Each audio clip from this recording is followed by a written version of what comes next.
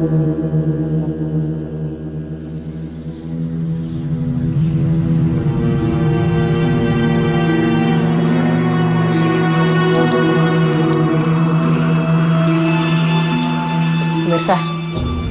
pintu pelarian.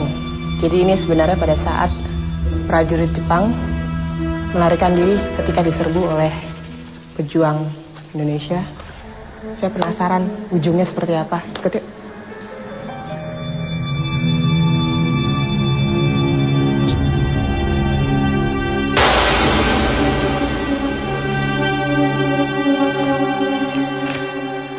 Pemirsa, kita udah lihat ya, di situ ada pintu pelarian. Saya penasaran, kira-kira Mas Toko lari ke sini apa enggak? Kita coba lihat, dan semakin masuk ke dalam, sinyal hilang, jadi saya nggak bisa pakai, tidak bisa menunjukkan kepada pemirsa ada interaksi apa dengan makhluk astral. Kita terus aja kali ya. Mas Toko.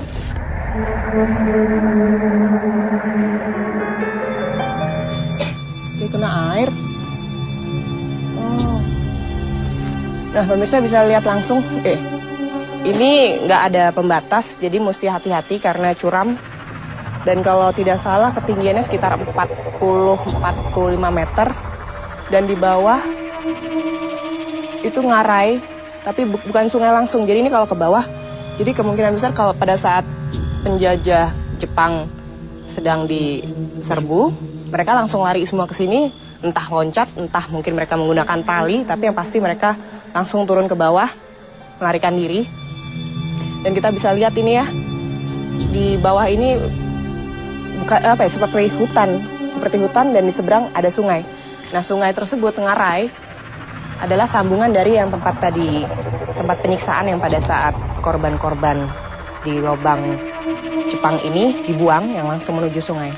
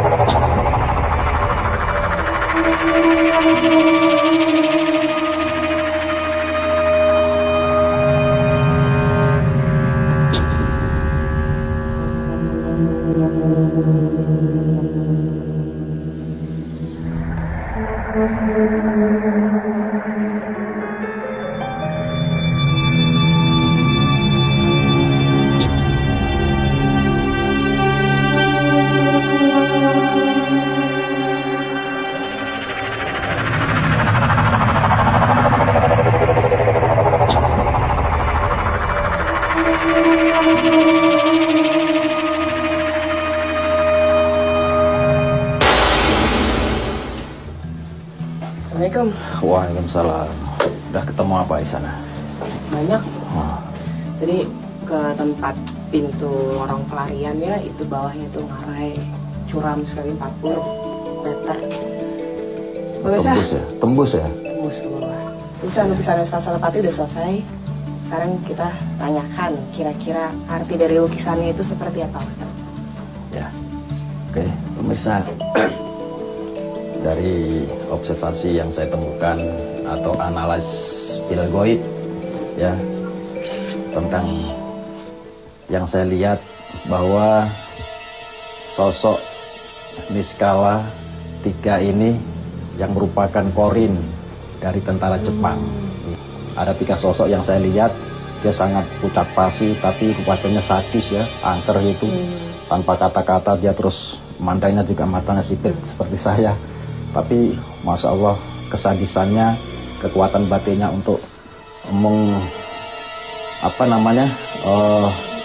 memusnahkan bangsa kita terlalu sadis dan kejam. Jadi itu Ustaz Salepati merasakan? Merasakan itu sosoknya tadi di situ ada. Tidak di sini, nih Mbak Cita juga merasa pasti ya. Iya sih, dari tadi saya begini. Nah begitu aja. Tuh salah satu. Begini sebenarnya ada alasannya. Alasan. Ya. Nah, ini ada apa? Kenapa harus gelap? Memang saya lihat kegelapan dan merupakan cerminan bahwa kehidupan masa lalu yang kelam, Mbak Citra ya. Ini, jadi sosok-sosok yang dibantai, itu suara.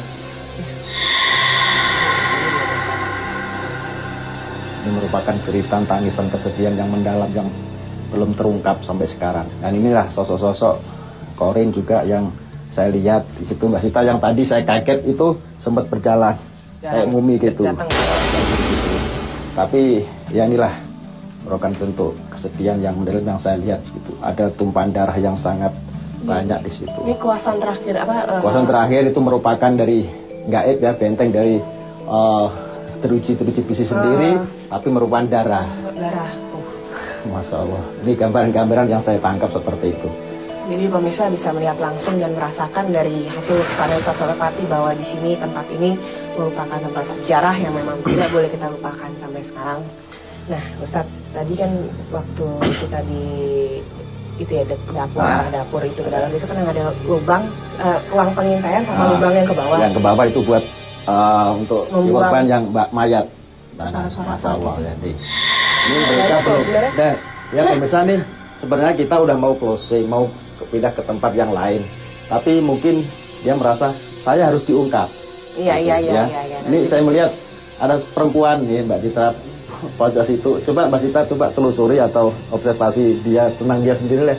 Soalnya takutnya kita udah ke sana, dia ngikut ke kru, akhirnya nggak terjawab alasan mereka untuk berbicara tadi. Mungkin sebaiknya kita kirimkan doa, karena doa kan sebenarnya energi positif untuk ini ya, nanti dikirimkan doa ya. Insya Allah, memang itulah yang bisa kita perbuat sebenarnya. Jadi itu lubang tempat pembuangan mayat ternyata arahnya tuh ke Ngarai Siano. Nah, sepertinya kita ke sana. Ya, pemirsa penasaran, barangkali kita ketemu Mas Tukul di sana. Siapa tahu, karena tadi saya cari Mas Tukul di tempat lorong pelarian. Di mana ini? Nggak ada. Dia kabur aja, nggak tanggung jawab, ngajak ke sini kabur aja.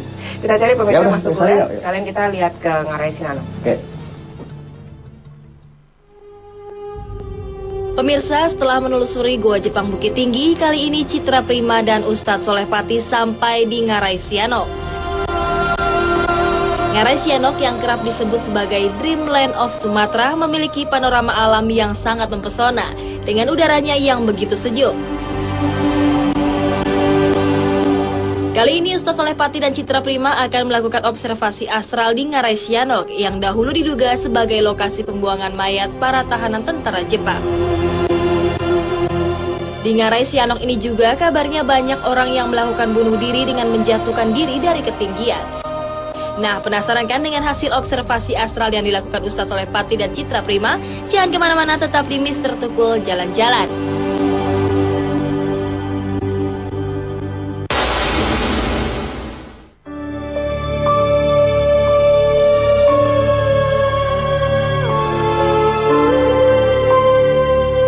Dan ini kita sekarang gimana nih? Di mana nih? Ini sekarang kita berada di Ngarai Sianok. Ngarai Sianok. Ngarai Sianok, masih di Bukit Tinggi. Ini tempat ini Mbak Rika itu jalur dari pembuangan mayat yang tadi kita dari sana itu, dari lubang Jepang itu, yang kecil itu ya. Itu, itu di sini. Jadi keluar dari jenazah mayat itu dari sampai sini terus sampai sini. Saya merasa di sini tuh berarti ini kan kali ya atau sungai ya, sungai yang lebarnya sekitar 20 meter lah dari sana ke sana. Ini sebenarnya kalau saya merasa air sungai itu merah. Sebenarnya di sini juga di tempat ini ya kita tempat yang kita diamin ini sering terjadi apa namanya ini kurang bunuh susah bunuh.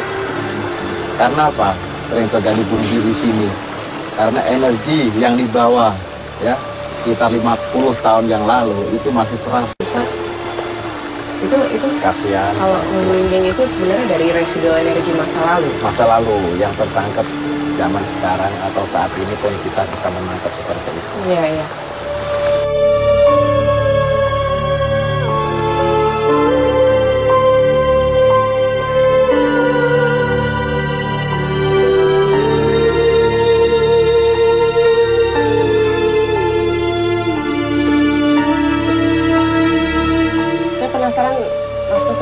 sebenarnya tadi lari dari lorong goa.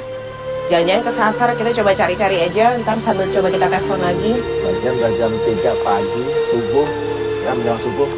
Secepatnya kita cari Mas Tukul aja. Coba sambil kita telepon lagi aja ya. Soal tadi nggak diangkat. Ya, pemirsa, kita sekarang cari Mas Tukul ada di mana karena dia hilang.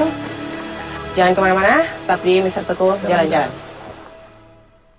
Seperti yang diungkapkan oleh Ustadz, itu cahaya kemasan itu sebenarnya emang ada, peredamnya. Itu saya lihat di depan kita sendiri. Di sini di depan kita memakai baju seperti syekh.